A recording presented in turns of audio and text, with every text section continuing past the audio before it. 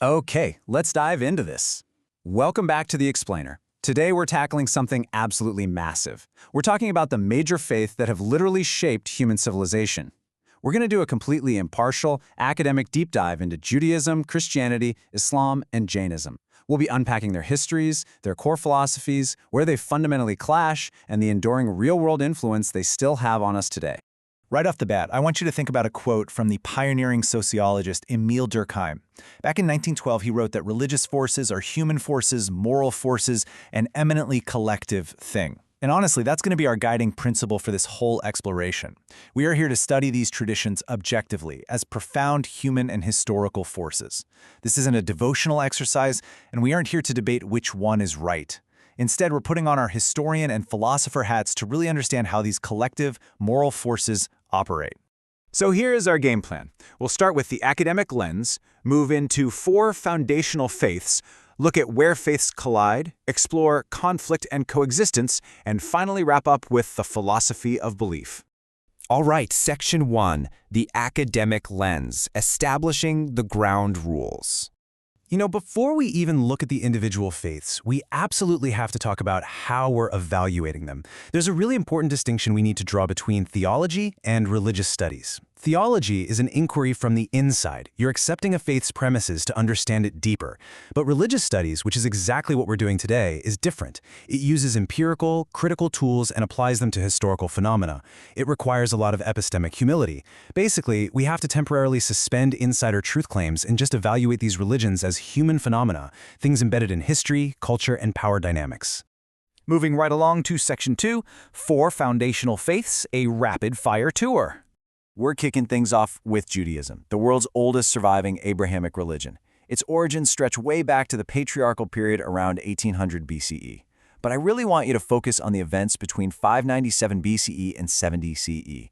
And this brilliantly illustrates a massive historical pivot, the destruction of the temples. See, when the elite were exiled to Babylon and then later when Rome destroyed the Second Temple, Judaism totally transformed. It had to. It shifted from being this temple-based, sacrificial religion into a remarkably resilient, text-based rabbinic faith centered entirely on the Torah and the Talmud.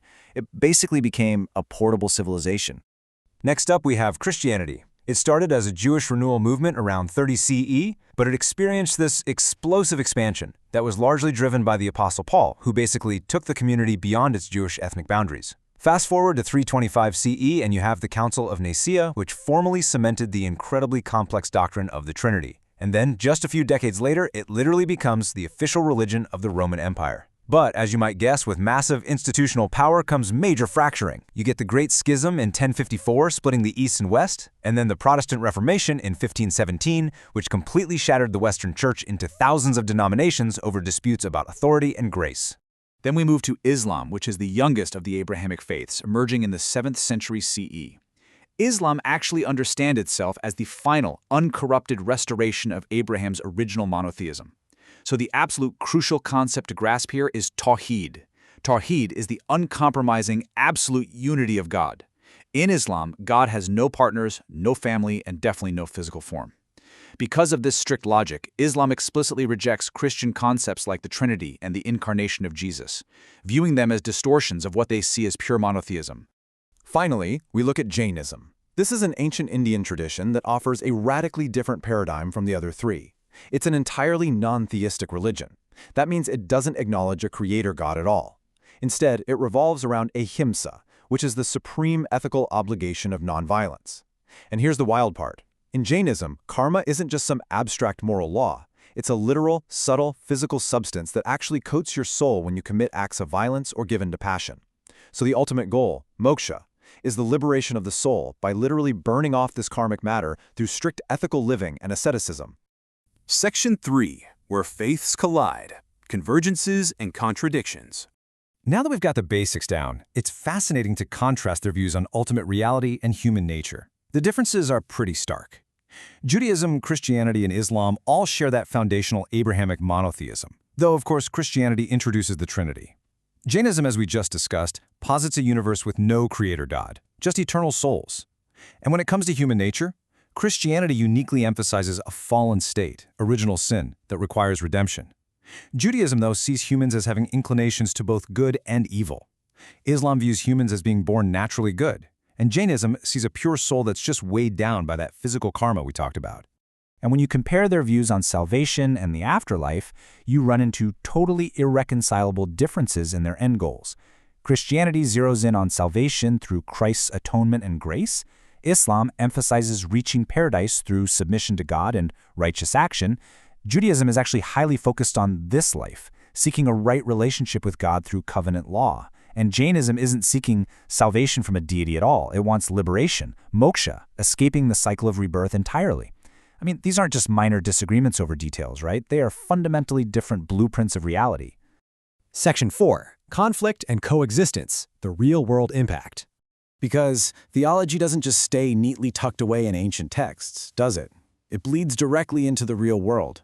We've seen how religion can be weaponized. Just look at the Crusades between Christians and Muslims, the Spanish Inquisition, or the horrific reality of the Holocaust, which essentially combined ancient Christian anti-Semitism with modern racial pseudoscience, or the 1947 partition of India, where colonial politics weaponized religious identity to spark mass violence. But to be fair, history also shows us profound moments of coexistence and progress. Take the Second Vatican Council's Nostra Aetate in 1965.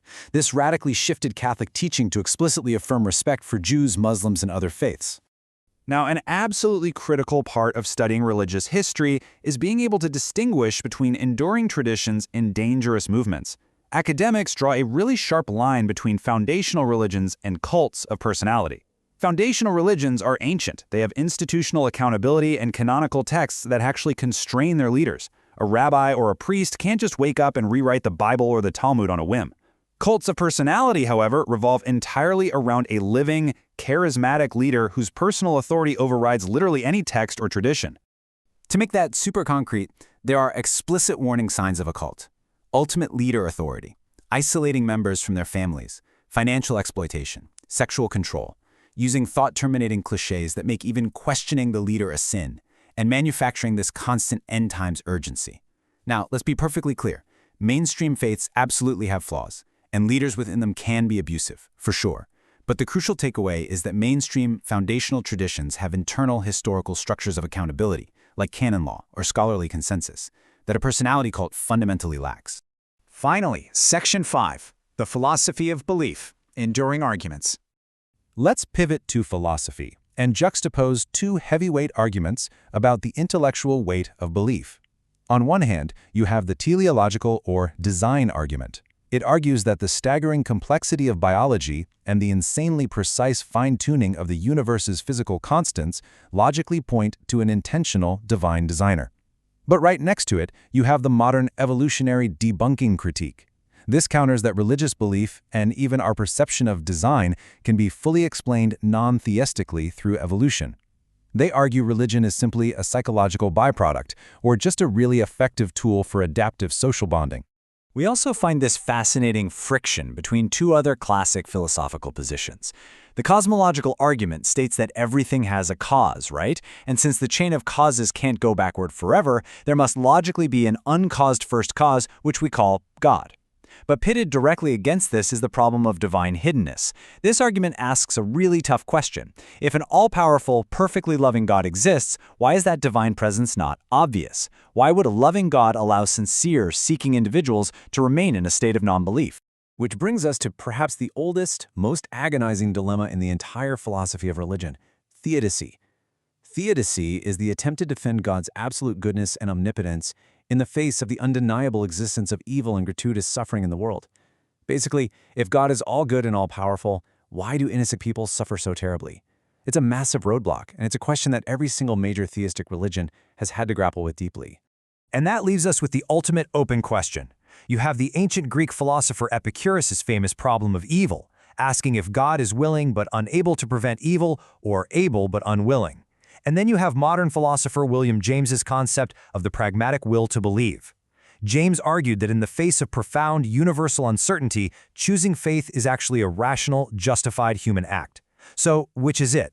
Does the immense suffering of the world negate the divine, or does our deep human need for meaning justify taking that leap of faith? I really want you to think critically about this, because the answer you lean towards says a whole lot about how you view the world. Thanks so much for learning with me today, and I'll catch you in the next explainer.